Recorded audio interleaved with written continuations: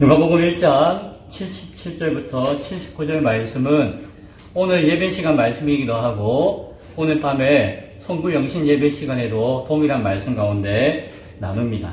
사실은 절반은 지금 하고 절반은 밤에 하고 그런지도 몰라요. 제목은 하나님의 애끓는 마음. 어떤 마음요? 애끓는 마음. 얼마 전에 제가 노량이라는 영화를 봤어요. 목사님 언제 영화 볼 시간이 있어요. 어쨌든 서울 간 김에 기차 시간이 늦어가지고 그 중간에 가까운 극장에서 영화를 한번 봤어요. 제가 한번 보고 싶은 영화였거든요. 이순신 장군에 대한 영화가 3편이 최근에 나왔었는데 10년 사이에 재미있게 봤어요. 이순신 장군님이 이렇게 한산도가라고 하는 시조를 이렇게 남겼는데 예전에 학교에서도 배운 것 같기도 해요. 근데 정확하게는 그 원래 한자 시조는 이순신 장군이 지었다고 알려져 있는데 그것을 한글로 이렇게 번역한 시조가 남아 있는데 그거는 정확하게 그건지 몰라요. 어쨌든 그 내용은 여러분 한 번쯤 들어봤을 것인데 읽어드릴게요.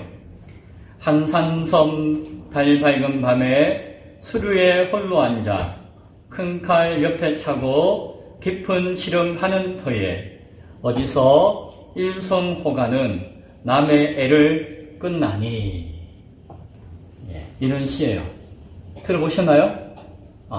그래요. 학교 때 한 번씩 들어보셨을 것 같아요.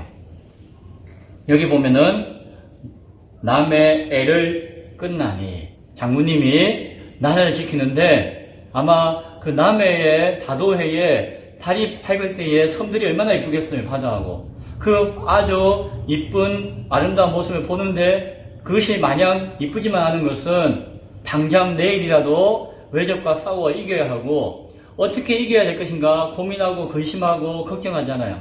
멀리서 피리 소리가 삐리리 하고 나는데 그 소리가 어떻다? 내 애를 끊는다 라고 이야기해요. 여기서 애를 끊는다라는 표현이 무슨 뜻일까요? 애를 끊는다. 여기서 애가 뭐예요? 창자예요, 창자. 내장이에요, 내장. 장기. 그러니까는 그것을 끊는 만큼 어떻다? 힘들고, 괴롭고, 어렵다. 라는 마음을 하고 있는 것이에요. 제2의 두뇌라는 이야기가 있어요. 두뇌는 여기 있는데 또 하나의 두뇌가 사람에게 있다는 거예요. 그게 어딜까요? 학자들에 따라 좀 다르지만 우리 몸에 있는 장기, 정확하게는 창자가 제2의 머리래요. 목사님 머리가 여기 있는데 어떻게 여기가 머리예요? 참 이렇게 뒤집어진 것도 아니고 왜 그런 거 아니? 장에 머리 뇌에 있는 신경세포들만큼 장의 신경세포가 많다는 거예요. 머리에서 신경세포 안에 신경 호르몬이, 신경 전달 물질이 옮겨가면서 정보가 이렇게 전달되어지고 그것이 몸의 기능을 이렇게 움직이거든요. 과학적으로 따지면. 그런 기능이 뇌에만 있는 게 아니고 어디에도 있다? 장에도 있다는 거예요, 장에도. 그래서 도파민도 우리가 머리에서 도파민이 분비되면은 기분이 좋아진대요. 고통이 없어지고. 그런데 인간 몸에 나오는 도파민의 절반은 이 장에서 나온대요. 그리고 장은 뇌에서 이래라 저래라 명령을 하지 않아도 지가 알아서 움직여요. 여기서 이야기하는 장은 요 식도부터 항문까지. 그래서 내가 변비 걸려라 해서 변비 걸리는 게 아니고 자기가 움직이다가 변비가 되기도 하고 하는 거예요. 그래서 이 장의 기능은 뇌와 별도로 자율적으로 움직이는 것처럼 움직인다라고 이야기도 해요. 심지어는 조사해보니까 뇌에서 장으로 보내는 신호보다도 장에서 생겨나는 수많은 정보들을 뇌로 보내는 신호가 9배가 많대요. 그러니까는 생각은 못하지만 장은 생각은 안 하지만 뇌가 하지만 여러 가지 신경 물질을 통해서 막 활발하게 움직이고 정보를 막 주고받고 하는 그런 복잡한 기능은 장이 뇌만큼 한다는 거예요. 그래서 장을 보고 제2의 뇌다라고 이야기하는 것이에요. 아마 과학적인 근거가 있고 그렇게 이야기하는 것 같습니다. 그래서 창자라고 하면은 함부로 생각할 것이 아니라 참 중요하다는 생각을 할 수도 있는 것 같아요. 오늘 설교 제목이 하나님의 애끓는 마음이에요. 애끓는 마음. 이 제목의 의미가 무엇일지 한번 생각해 보기를 원합니다. 오늘 본문은 지난주에 한번 읽었던 본문이에요. 예수님을 맞이하는 사람 가운데 사가랴라고 하는 사람을 소개했죠. 예수님이 태어나실 무렵에 이스라엘에 있던 제사장의 한 사람이었어요. 나이가 많아가지고 이제 아들을 준다라고 하는 천사를 만났던, 근데 못 믿어가지고 버은이가 되었던, 나중에 깨닫고 난 다음에 입이 열렸죠. 입이 열려가지고 하나님을 찬양하며 자신의 태중의 아이를 축복하면서 예언하는 노래가 사가랴의 예언 노래라 해가지고 67절부터 쭉 나와요. 그것을 다 다루지 않았지만 그 가운데 오늘 본문의 내용을 함께 나누기를 원해요. 자신의 아들 요한이 장차 뭐라고 하죠? 지극히 높으신 이의 선지자라고 일컬음을 받을 것이다. 자신의 아들 요한이 선지자가 될 것이라는 것을 깨닫고 노래하고 예언했어요. 그리고 요한은 오실 메시아, 예수님이죠. 주 앞에 앞서가서 그 길을 준비한다라고 이야기해요. 그래서 자신이 낳을 아들 요한은 장차 오실 메시아의 길을 예비하고 준비하는 사명을 감당할 것이다 라고 예언해요. 또 이어서 하는 이야기가 주의 백성에게 그 죄사함으로 말미암는 구원을 알게 하리니 라고 해요. 메시아를 통해서 온 인간들에게 구원을 베풀어 주시고 인도하실 것인데 그것을 알게 하는 그 준비하는 일을 누가 한다? 요한이 감당하게 될 것이다 라는 이야기를 쭉 했어요. 근데 정말 중요한 이야기는 다음의 내용이에요.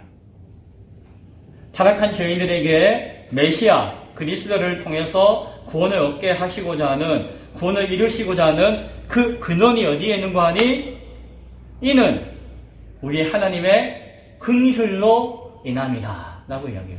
무엇으로 인함이라? 긍휼로 인함이다. 우리 하나님의 긍휼로 인간을 구원하시고자 하는 계획과 뜻이 이루어지는 것이다 라는 말씀이에요. 자, 그런데 오늘 이 단어 하나만 설명하고 설교 끝내려고 해요. 하나님의 긍휼이라고 번역되어진 이 말이 원래 무슨 뜻인가 하니 원래 헬라어 성경을 찾아보면은 스플랑크논이라고 하는 단어예요. 뭐라고요? 스플랑크논. 한번 따라해보세요. 스플랑크논. 네, 따라하기도 힘들죠. 네. 스플랑크논이라는 단어인데 이 단어의 원래 뜻이 뭔지 아세요? 창자라는 뜻이에요. 아이고 창자. 그래서 원래 그 단어 뜻이 창자예요. 그것을 하나님의 창자하면 이상하잖아요.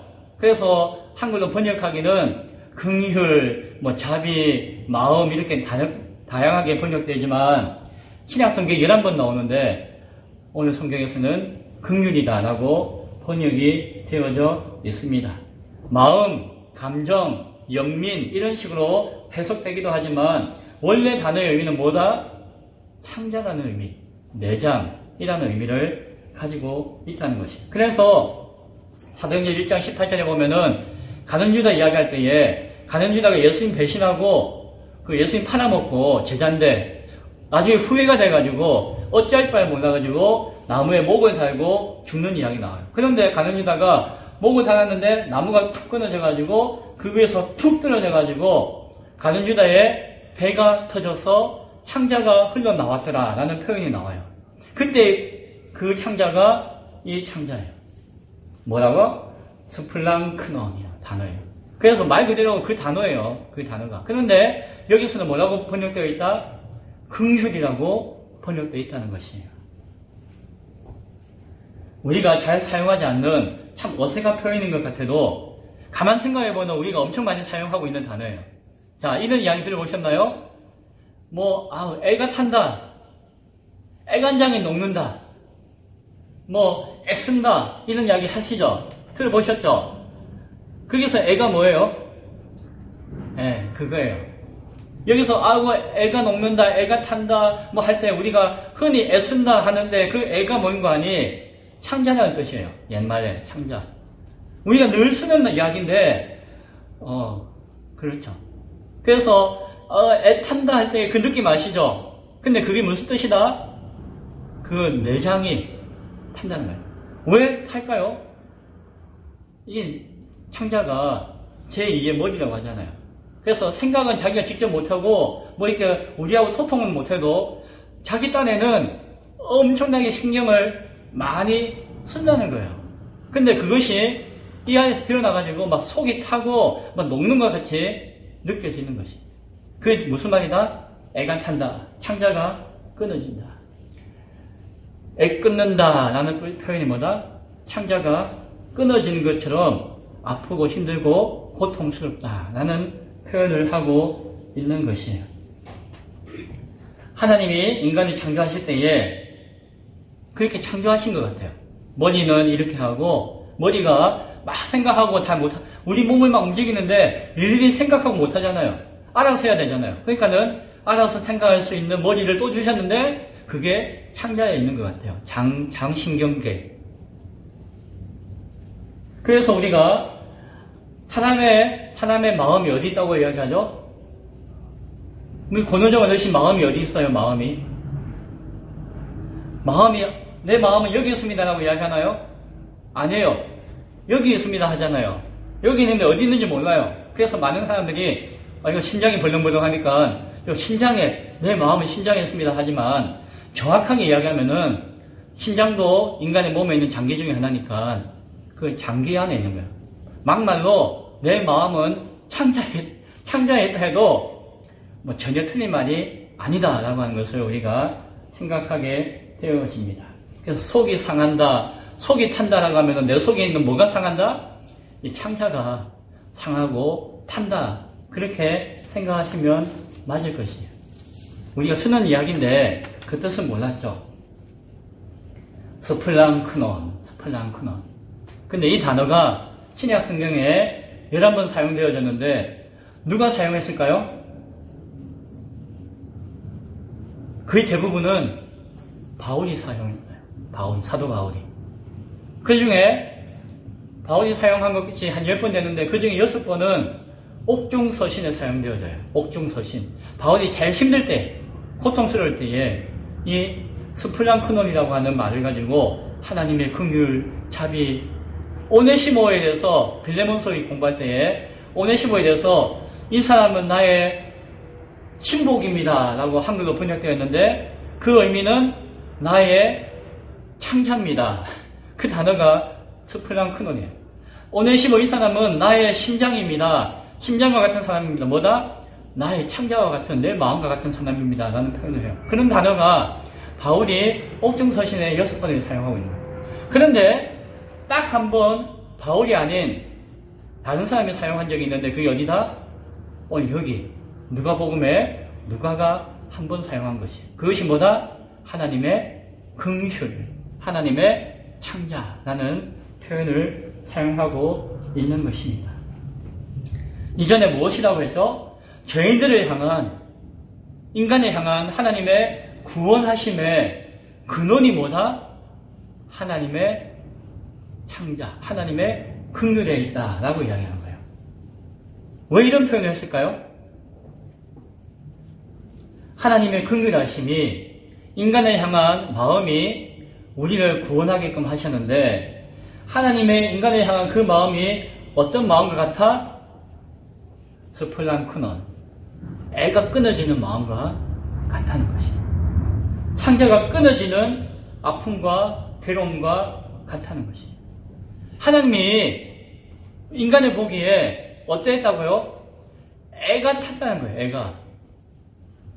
인간이 하나님을 범죄하고 타락하여서 떠나갔을 때에 하나님 모릅니다. 나 하나님 안 믿습니다. 나 하나님 몰라요 하는 그 모습을 바라볼 때에 우리가 보면은 꼬라지지만 그 꼬라지를 바라보는 하나님의 마음은 애가 탔다는 것이에요.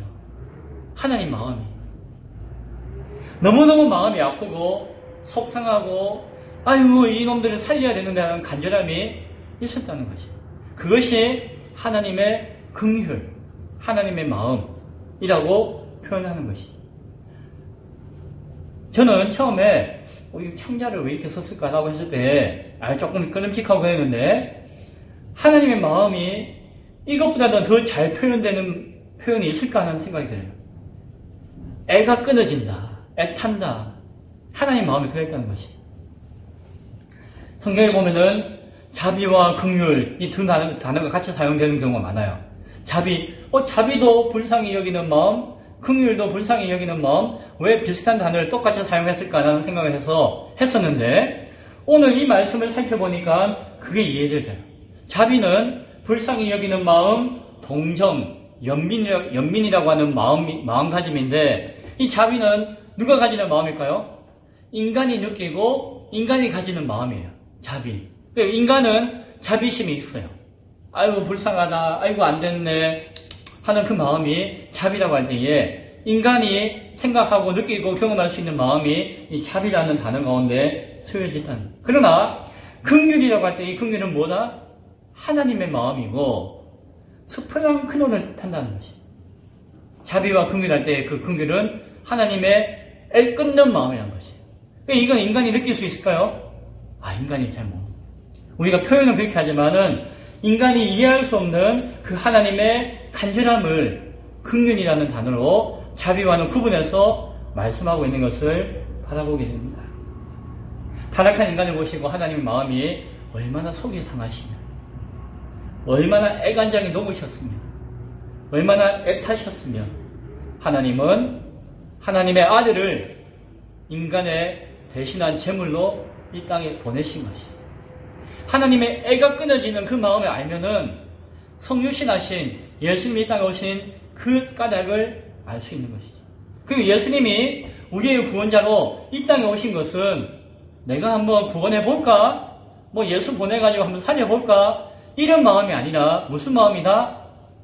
애가 끊어지고 타고 녹는 안타깝고 애통하고 간절한 마음 가운데 보내신 것이에요.